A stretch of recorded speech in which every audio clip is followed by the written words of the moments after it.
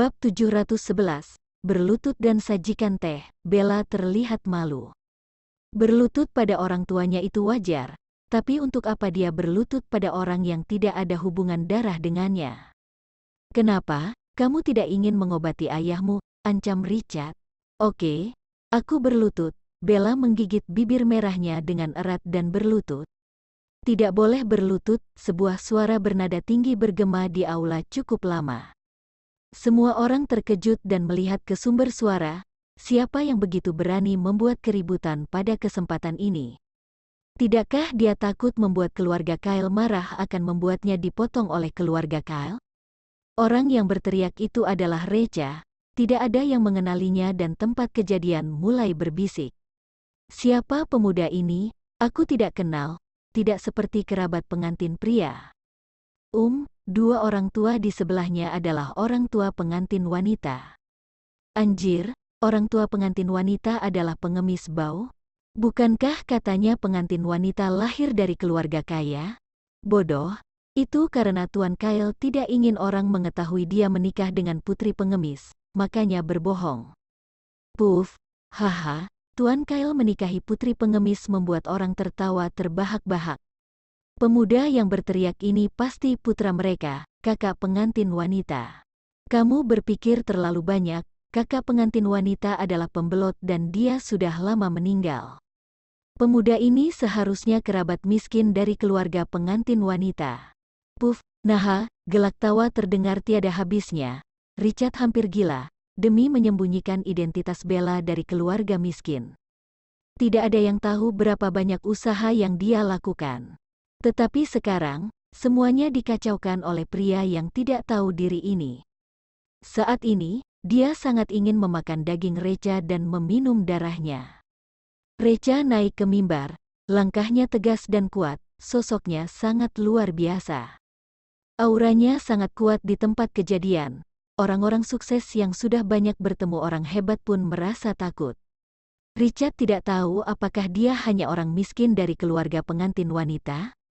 Siapa kamu? Tanya Richard mengertakkan gigi sambil menatap Recha. Hari ini adalah hari besarku. Aku tidak ingin melihat darah, jadi pergilah. Recha mengabaikan Richard, dia tidak memenuhi syarat untuk membiarkan dirinya berbicara dengannya. Maaf, aku terlambat, ujar Recha berjalan ke sisi Bella dan dengan lembut merapikan rambut panjangnya yang berantakan. Bella yang sangat menyedihkan di pesta pernikahan, menemukan rasa aman pada kakak laki-laki yang misterius ini. Siapa kamu? Tanya dia. Aku adalah teman seperjuangan kakakmu. Jawab Recha tersenyum, teman seperjuangan kakakku. Emosi Bella sedikit bergejolak, kakak sudah meninggalkan dia terlalu lama, bahkan bayangan kakak yang muncul dalam mimpinya sedikit kabur.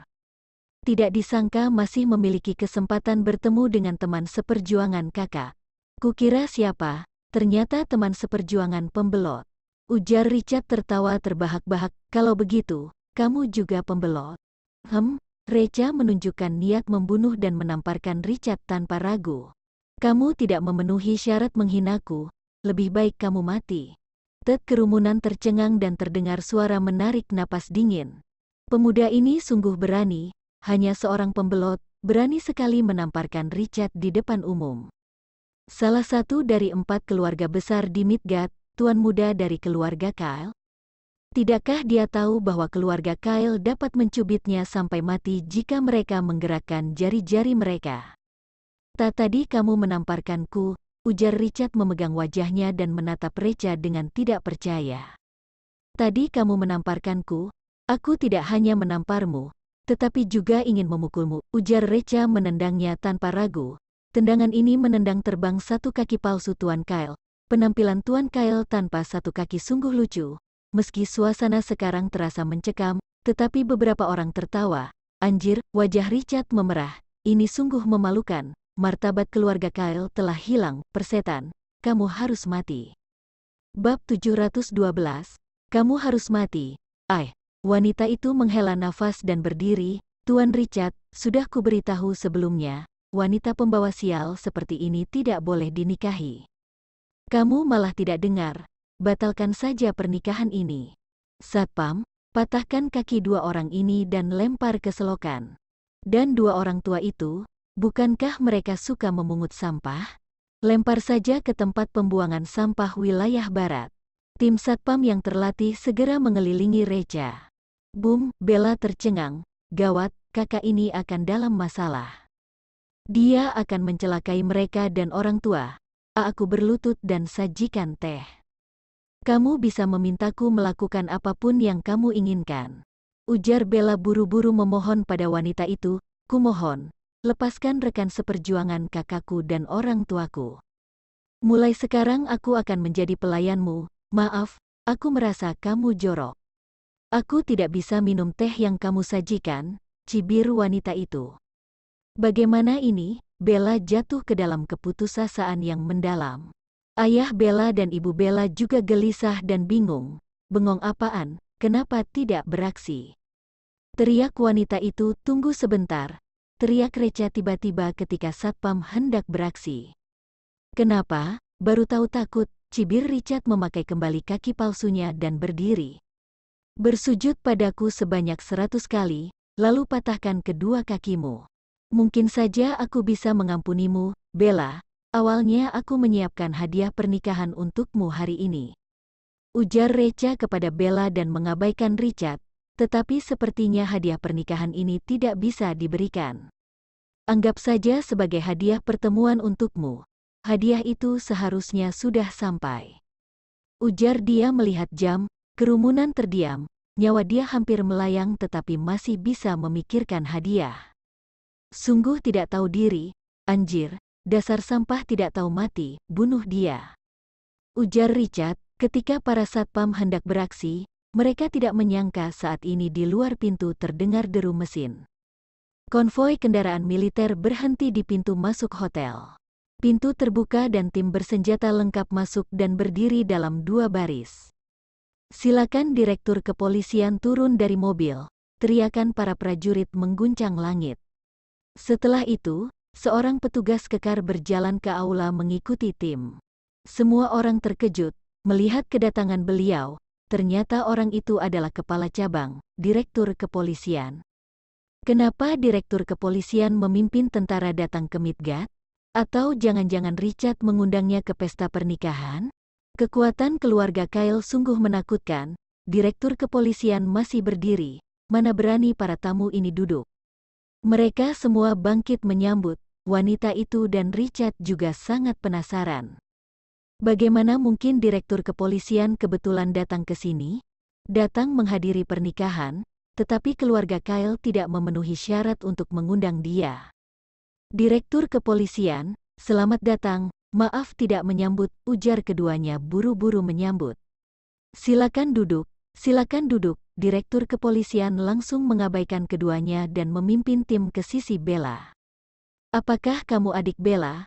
Bella, semua orang tiba-tiba menyadari, Direktur Kepolisian pasti datang untuk menyelidiki kakak pembelot, Bella.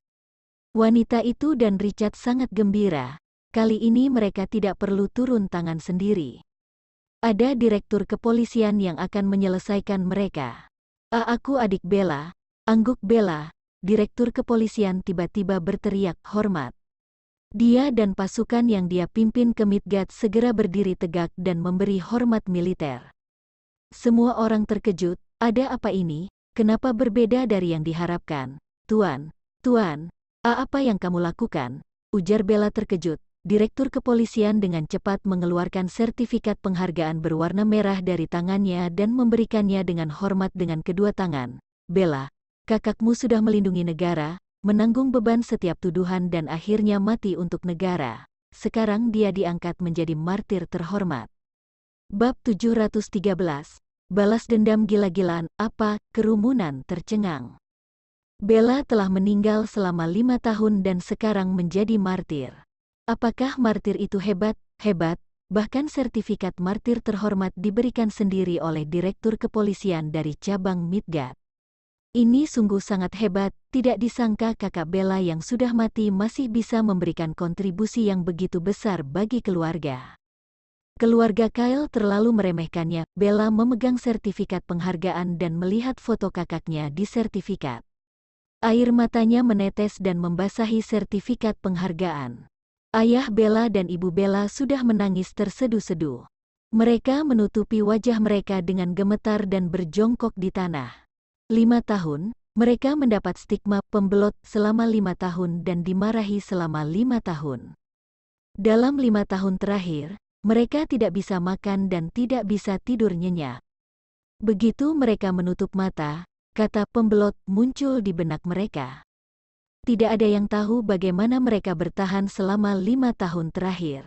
Sekarang, akhirnya bisa melihat matahari dan bulan, bahkan membersihkan nama putranya. Sekalipun bermimpi juga tidak berani memikirkannya. Mata dingin Recha tertuju pada wanita itu dan Richard. Jantung mereka berdebar kencang dan firasat buruk muncul di hati mereka. Direktur, kakak Bella adalah martir. Kalau begitu apakah Bella adalah anggota keluarga martir? Tanya Recha kepada direktur kepolisian. Tentu saja. Angguk direktur kepolisian, ada orang yang memaksa keluarga martir berlutut. Tidak tahu bagaimana menghukum mereka, ujar Recha. Apa? Siapa yang berani menghina keluarga martir? Berdiri. Teriak direktur kepolisian dengan marah. Direktur kepolisian, jangan dengarkan dia. Ujar wanita itu mengetahui dirinya tidak dapat melarikan diri dan inisiatif berdiri. Sebenarnya aku, plak, segera minta maaf kepada keluarga martir. Ujar direktur kepolisian langsung menamparnya. Wanita itu tidak rela. Bagaimana mungkin dia yang berasal dari keluarga kaya dan berpangkat tinggi meminta maaf kepada gadis jalang? Mau taruh di mana wajahnya? Direktur kepolisian, aku adalah anggota keluarga Kyle, ujar dia berusaha berdebat. Plak, direktur kepolisian tidak memberinya kesempatan untuk bersilat lidah dan langsung menamparnya lagi. Wanita itu dipukuli hingga wajahnya memar dan kepalanya berdengung. Dia tidak bisa berdiri tegap dan tersungkur ke tanah. Satpam, tampar mulutnya 100 kali, ini perintah militer, kurang 1 kali tanggung jawab pemukul. Teriak direktur kepolisian dengan marah. Segera 2 tentara datang. Yang satu memegang wanita itu dan lainnya mulai menamparkan mulutnya. Suara tamparan bergema di aula bersama dengan teriakan wanita itu. Direktur kepolisian yang di sebelahmu baru saja mengacak rambut anggota keluarga martir. Ujar Recha, keparat direktur kepolisian memandang Richard dengan tatapan kanibal. Direktur kepolisian, aku hanya bercanda dengan Bella, jelas Richard. Sekarang kalian bisa duduk dan tertawa di sini, itu semua ditukar dengan nyawa martir. Ujar direktur kepolisian menggertakkan gigi. Ya sudah kalau kalian tidak berterima kasih kepada martir, ini malah beraninya menindas keluarga mereka. Sungguh tidak bisa dimaafkan, direktur kepolisian tanpa ragu mengeluarkan pistol dan mengarahkannya ke kaki Richard. Pang, setelah suara tembakan terdengar, satu-satunya kaki sehat Richard hancur. Lututnya rusak dan kakinya ini lumpuh. Mungkin selama sisa hidup Richard tidak akan terpisah dari kursi roda. Ana, Richard menjerit kesakitan dan pingsan. Darah merah segar menyebar menjadi mawar indah. Hanya saja mawar ini begitu seram dan menakutkan. Wanita itu sudah selesai mendapat 100 tamparan. Saat ini, wajahnya bengkak seperti kepala babi. Matanya sipit dan rambutnya acak-acakan seperti wanita gila.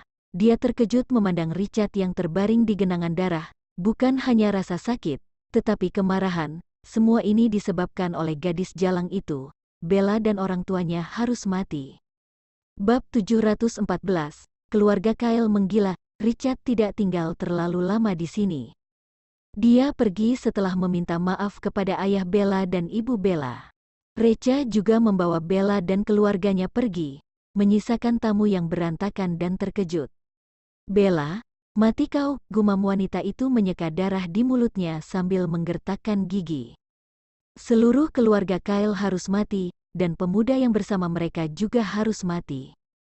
Semua orang kaget mendengarnya, keluarga Kyle adalah salah satu dari 4 keluarga besar di Midgard. Sepertinya keluarga Kyle ini akan dibunuh. Sebuah sertifikat martir tidak bisa melindungi mereka. Recha membawa Bella dan keluarganya pulang ke rumah mereka di Gang Harbor.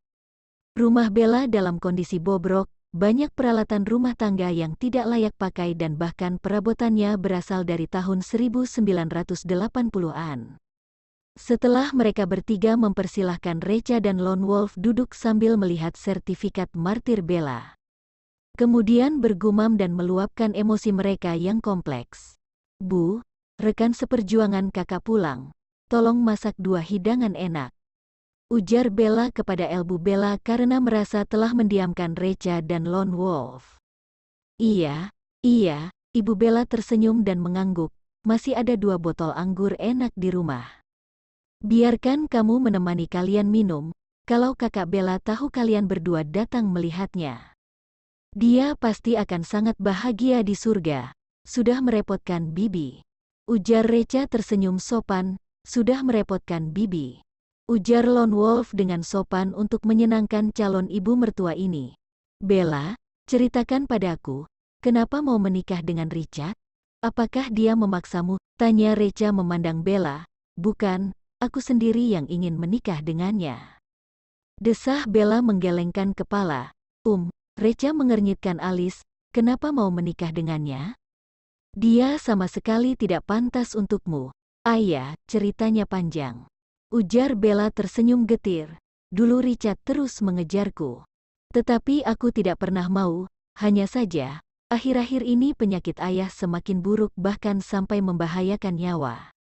Kalau tidak segera operasi, ayah mungkin akan, tapi keluargaku sama sekali tidak mempunyai uang.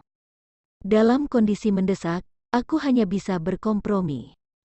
Nak, kenapa kamu tidak katakan pada ayah? Emosi ayah Bella tiba-tiba menjadi gelisah. Kalau karena aku menghancurkan sisa hidupmu lebih baik aku koati.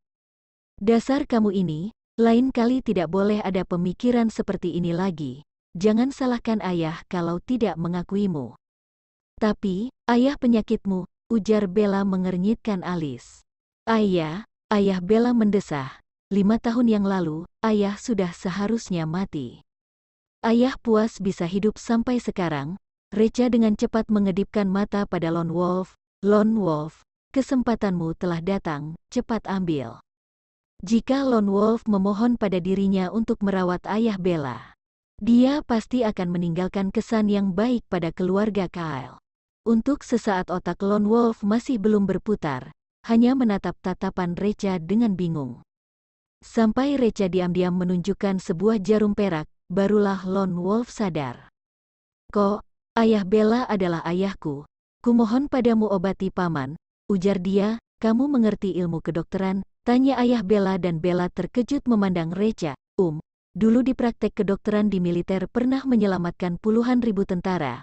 Angguk Recha. Tuan Recha, tolong ulurkan tanganmu, ujar Bella. Bella, tidak perlu begitu sungkan. Panggil aku Kak Valkyrie saja, ujar Recha tersenyum. Kak Valkyrie, ujar Bella mengangguk malu. Bab 715, Pengobatan Tradisional Setengah Hati. Recha duduk di sebelah ayah Bella memeriksa denyut nadinya dengan hati-hati dan memeriksa perutnya. Setelah beberapa saat, alisnya berkerut tinggi. Sebenarnya penyakit ascites ayah Bella tidak parah. Tetapi ada penyakit lain di hati yang disebabkan oleh infeksi eksternal. Penyakit ascites tidak akan menyebabkan penyakit ini. Sialan, itu pasti karena dokter tradisional yang merawat ayah Bella tidak kompeten. Dia tidak hanya gagal mengendalikan penyakit ascites, tetapi juga menyebabkan infeksi lain. Pengobatan tradisional hancur di tangan pengobatan tradisional yang setengah hati ini. Orang seperti ini harus dimusnahkan. Jika tidak, reputasi pengobatan tradisional akan hancur di tangan mereka cepat atau lambat. Recha tetap tenang dan tidak menceritakan kejadian ini kepada keluarga Kyle agar mereka tidak khawatir. Bella, siapa dokter yang merawat ayahmu? Tanya Recha. Chris Lai, Dokter Chris. Dia tinggal di Basun. Setiap malam datang memberikan akupuntur untuk ayahku, jawab Bella. Seharusnya Dokter Chris akan segera datang mengobati ayahku. Recha menganggukkan kepala. Nanti dia ingin mempermainkan Chris Lai, Dokter Chris. Pada saat yang sama, di sebuah klinik yang terpisah dari rumah Bella, ada 2 orang yang sedang membicarakan Bella dari waktu ke waktu. Salah satunya adalah Richard yang lututnya hancur hari ini. Dan yang lainnya adalah Chris Lai, Dr. Chris yang merawat ayah Bella. Kaki Richard sakit dari waktu ke waktu yang membuatnya membenci Recha dan keluarga Bella. Kyle, Dr. Chris, kuberi kamu 200 juta untuk bunuh ayah Bella malam ini. Ujar Richard menggertakkan gigi. Tuan Kyle, kamu menyusahkan aku. Ini pembunuhan disengaja, kalau ketahuan aku akan mati. Jawab Dr. Chris ketakutan. Paling hanya akan dianggap sebagai malpraktek. Kamu tenang saja, keluarga Kyle akan bertanggung jawab melindungimu. Ujar Richard, ini nyawa manusia. Mana mungkin aku, ujar Chris Lai. 2 miliar, ujar Richard. Tuan Kyle, ini bukan masalah uang. Jawab Chris Lai, 20 miliar, ujar Richard, 20 miliar. Hati Chris Lai goyah. 20 miliar, dia yang bekerja sebagai dokter seumur hidup hanya dapat menghasilkan 4 miliar. Seumur hidup ini juga tidak bisa menghasilkan uang 20 miliar. Jika memiliki uang bisa meminta hantu membantumu mendorong batu gilingan. Oke, Tuan Kyle deal, ujar dia menggertakkan gigi. Orang yang menyesuaikan tindakan mereka dengan waktu adalah orang yang bijaksana. Ini baru benar, ujar Richard tertawa keras. Aku akan membayar DP 10 miliar lebih dulu, sisanya akan dibayar setelah selesai. Chris Lai melihat jam dan sudah waktunya mengobati ayah Bella seperti biasa. Dia keluar dengan kotak obat, meski panik akan membunuh seseorang. Tetapi dengan melihat uang 10 miliar di ponsel, hatinya menjadi jauh lebih tenang. Nyawa ayah Bella bernilai 10 miliar, dia datang ke rumah Bella. Paman Chris, sudah datang, cepat duduk, ujar Bella segera bangkit dan menyapanya dengan hangat. Maaf, sudah menyusahkanmu setiap hari datang ke rumahku. Ujar ayah Bella ikut bangkit, sudah seharusnya, mengobati pasien adalah tugas dokter, ujar Chris Lai tersenyum merendah. Raman Chris, minumlah tehnya, ujar Bella buru-buru menuangkan secangkir teh untuk Chris Lai. Tidak perlu, ayah Bella. Lebih baik aku obati kamu dulu. Ujar Chris Lai melambaikan tangan. Ayah Bella mengangguk sambil melepaskan pakaiannya dan berbaring di tempat tidur. Lone Wolf, nanti kamu foto teknik akupunturnya, bisik Recha kepada Lone Wolf. Tenang saja, angguk Lone Wolf. Lone Wolf pura-pura bermain dengan ponsel, namun nyatanya diam-diam mengambil gambar. Chris Lai mengeluarkan jarum perak dan sebotol alkohol dari kotak obat. Kemudian mendisinfeksi jarum perak dengan alkohol. Recha tiba-tiba menjadi marah. Bajingan ini tidak menggunakan alkohol medis untuk mensterilkan, tetapi menggunakan alkohol minum untuk mensterilkan jarum perak. Selain itu teknik dia memegang jarum juga sangat tidak profesional. Mengatakan dia seorang praktisi pengobatan tradisional yang setengah hati itu terlalu memujinya. Dia tidak mengerti pengobatan tradisional sama sekali. Jika orang yang berkemampuan medik seperti ini tidak disingkirkan, itu akan merugikan rakyat jelata.